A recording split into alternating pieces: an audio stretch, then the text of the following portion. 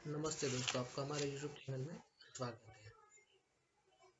आप सबके मन में एक सवाल होता होगा, एसआईपी होता क्या है और ये कितने समय के लिए किया जाता है। एसआईपी यानी सिस्टमेटिक इन्वेस्टमेंट प्लान, मतलब आप इसमें हर महीने कुछ अमाउंट फिक्स करके आप अपना पैसा इन्वेस्ट करते हो, तो हम एसआईपी कहते हैं।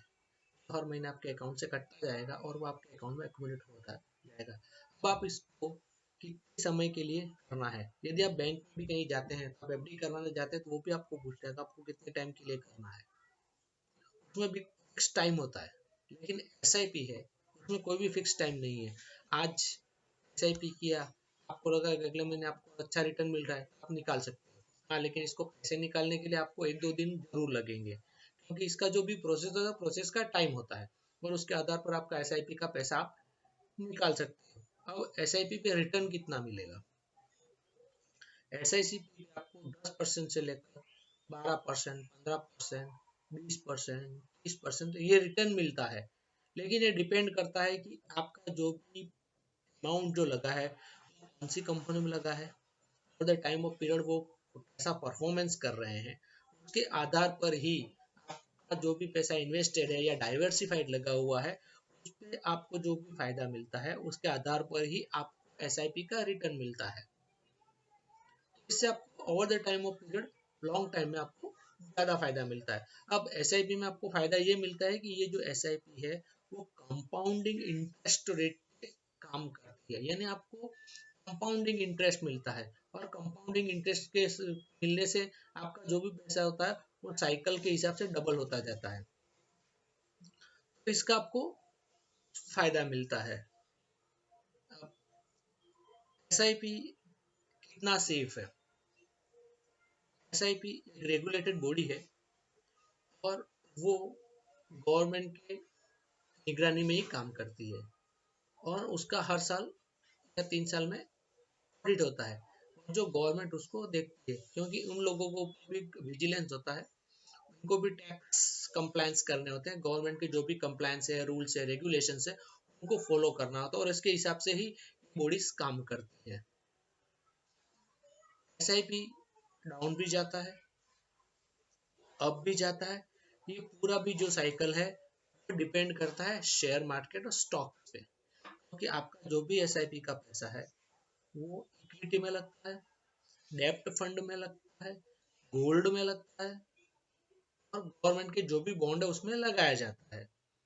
Over the time of period ये कैसे परफॉर्म करते हैं उसके आधार पर ही आपके एसआईपी पे आपको रिटर्न मिलता है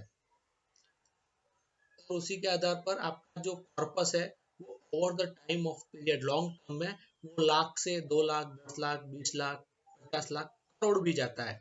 आप आजकल एड्स भी देखते हैं जिसमें आपको बताते हैं कि आप 5,000 महीने लगाइए, 20 साल बाद 1 करोड़ पाए। तो उसका कारण ये है कि आपका जो भी पैसा फंड मैनेजर है उसको यूटिलाइजेशन प्रॉपर्ली करके आपके जो भी पैसा है उसको over the time of period आपको अच्छा खासा रिटर्न देते हैं, आपको उसका फायदा मिलता है। आप जो एसआईपी में पैसा लगाते हैं वो सुरक्षित रहता है। अब आप सोच रहे होंगे अगर बैंक किसी भी कंपनी में लगाए और कंपनी भाग गई तो इसमें भी रेगुलेटेड होता है, गवर्नमेंट के पास इसकी पूरी जानकारी होती है।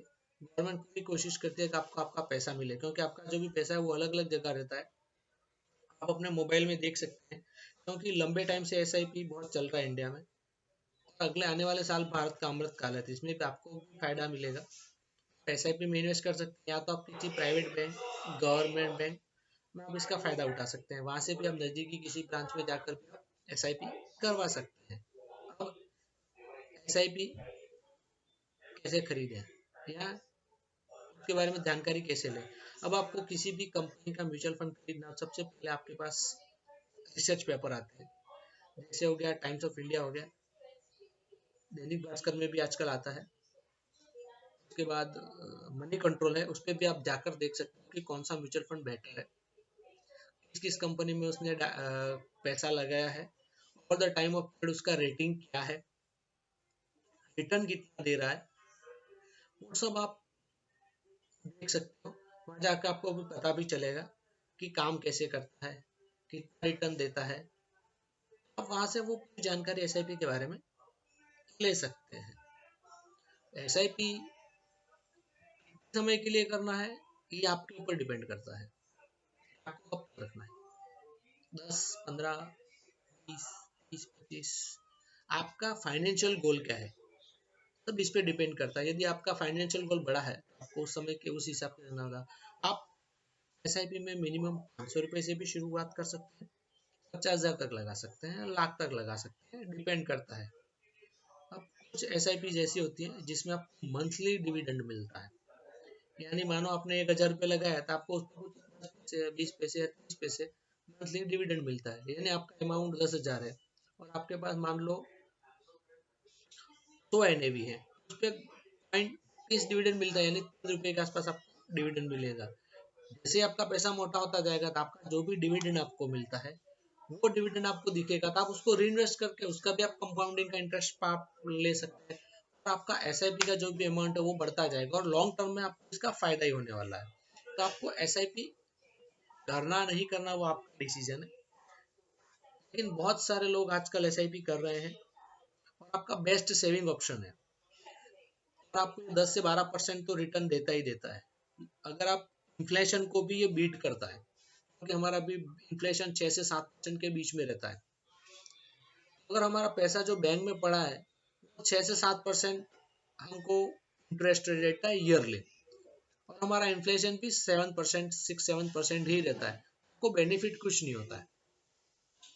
12 साल में जाके आपका ये पैसा डबल होता है और मार्केट में 7% अगर इन्फ्लेशन होता है तो उसका भी कोई आपको फायदा नहीं है। लेकिन आप अगर SIP करते हैं या म्यूचुअल फंड में इन्वेस्टमेंट करते हैं, आपको लॉन्ग टर्म पे 10 से 12% जो भी इन्वेस्ट मिलता है वो मार्केट इन्फ्लेशन जो उसको बीट करता है, आप आपका पैसा सेव करने में आपकी मदद करता है, आपका जो भी फाइनेंशियल गोल है उसमें आपकी मदद करता है।